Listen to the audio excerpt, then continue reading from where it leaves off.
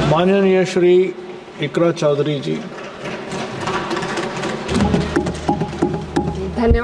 धन्यवाद सभापति महोदय, आपने मुझे इस विशेष चर्चा पर बोलने का मौका दिया।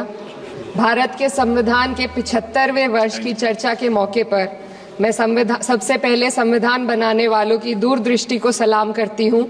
एक युवा सांसद के तौर पर मैं अपनी उम्मीदों को संविधान के साथ जोड़कर खास तौर पर ये बताना चाहती हूँ कि आज हमारे देश में पिछड़े, दलित, अल्पसंख्यक समुदाय को किस तरह अपने संवैधानिक अधिकारों और आज़ादियों की हिफाजत के लिए हर रोज मुश्किलों का सामना करना पड़ रहा है। Doctor B.R. अम्बेडकर के कथन से अपनी बात रखना चाहती हूँ। उन्होंने कहा था, मुझे अपने भारतवर्ष पर फक्र है कि जिसके पास ऐसा संविधान है जो लोकतंत्र, समाजवाद और सेक्युलरिज्म को संजोता है। लेकिन आज ऐसा लगता है जैसे संविधान की किताब तो है पर इसे चलाने वालों का ईमान गुम हो गया है। आज हिंदुस्तान में हर वर्ग को किसी न किसी चुनौती का सामना करना पड़ रहा है, मगर अल्पसंख्यक, खासतौर पर मुसलमानों पर जो कहर टूटा है वो किसी से छुपा नहीं है। ये लोग सिर्फ अपने मजहबी पहचान की वजह से निशाने पर हैं। संविधान का अनुच्छेद 15 कहता है कि किसी भी नागरिक के साथ धर्म, जाति या किसी और वजह से भेदभाव नहीं होना चाहिए, लेकिन हकीकत इसके उलट है। हालात इस कदर बिगड़ चुके हैं कि hate speech, mob lynching, bulldozer द्वारा घरों को गिराने की घटनाएं आम हो गई हैं। खासतौर पर उत्तर प्रदेश में, जहां ऐसा लगता है जैसे कानून के नाम पर जंगल राज चल रहा हो।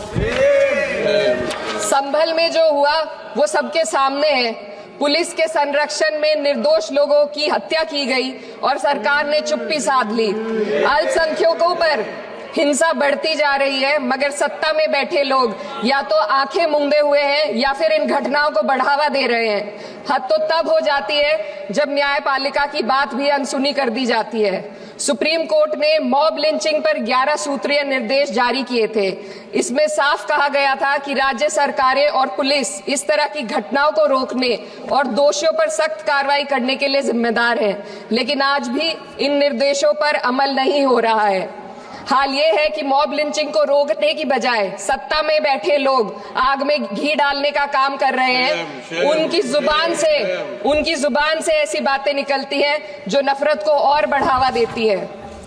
ये अशांति अब इतनी गहराई तक फैल चुकी है कि हमारे समाज के धर्मनिरपेक्ष चरित्र पर गंभीर सवाल उठ रहे हैं। साल की शुरुआत में ही कई राज्यों में दुकानदारों को अपने नाम बोर्ड पर लगाने के लिए मजबूर किया गया।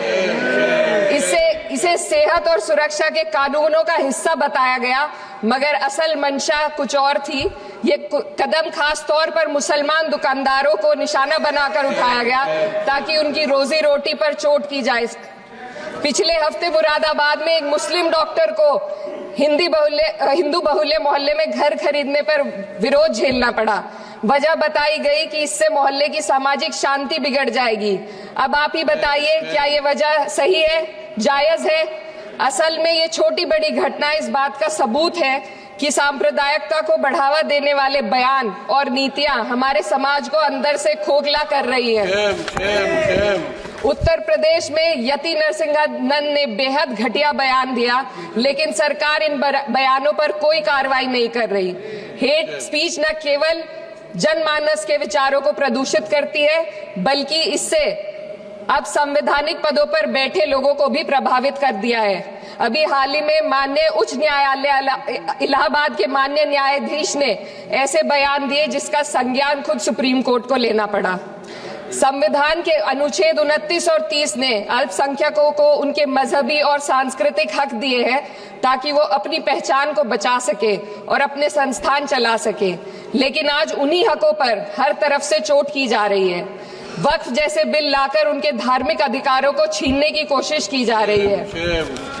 आज अल्पसंख्यक समुदाय को संविधान द्वारा दिए गए अपने बुनियादी अधिकार पाने के लिए लंबी लड़ाई लड़नी पड़ रही है। ऐसे कई मामले अदालत ने न्याय देकर संविधान की रक्षा की है, लेकिन अदालती प्रक्रिया में जो समय लगता है उसकी वजह से देश के सामाजिक ताने बाने को भारी नुकसान उठाना पड़ता है।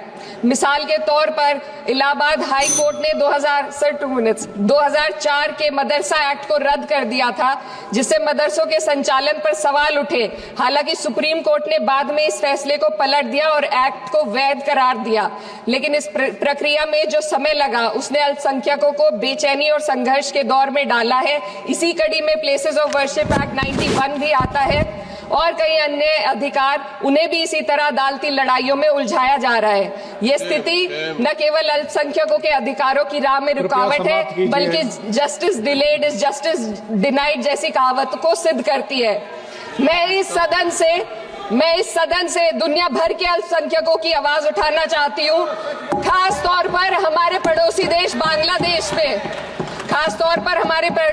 बांग्लादेश में अल्पसंख्यकों के साथ जो हो रहा है वे दिल को गहरे तक चोट पहुंचाने वाला है।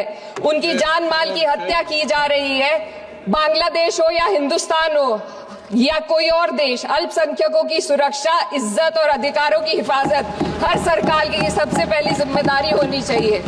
मैं इस सदन से अपने देश के अल्पसंख्यकों के साथ बांग्लादेश के पीड़ित अल्पसंख्यकों की आवाज को एक साथ उठाना चाहती हूँ। ये वक्त की पुकार है कि हम सब मिलकर ये सुनिश्चित करें कि किसी भी इंसान को उसकी पहचान या मजहब के कारण डरकर जीने पर मजबूर ना होना पड़े।